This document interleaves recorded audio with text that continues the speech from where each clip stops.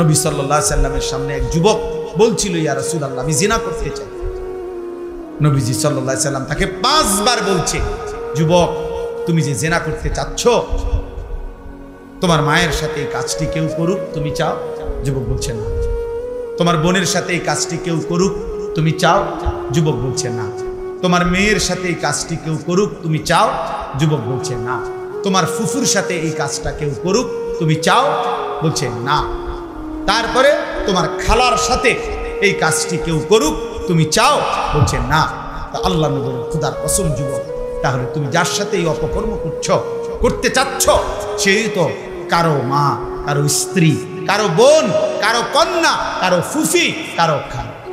যুবক বলছে, ইয়া রাসূলুল্লাহ, এই কথাটা আমার এতটা দিলে লাগছে যে আল্লাহর কসম নবী, আমি আর কোনোদিন এই গুনাহ করব না। নবীজি তখন তাকে কাছে ডাইকা বুকে হাত দিয়ে আল্লাহর নবী বলছে, 3টা দোয়া করছে ওই যুবকের জন্য। আল্লাহুম্মা গফির যামবাহু, আল্লাহ এই যুবকের গুনাহ মাফ করে দেন। ওয়া তাহহির কলবাহু, আল্লাহ এই যুবকের অন্তর পবিত্র করে দেন। ওয়া হাসসিন ফারজাহু, তার লজ্জাস্থানকেও পবিত্র করে দেন। ওই যুবক বলছে, নবীজির এই দোয়ার বরকতে মৃত্যু পর্যন্ত আর হারাম, ভিন নারীর প্রতি হারাম কোনো কল্পনাও আর আমার অন্তরে জাগে না।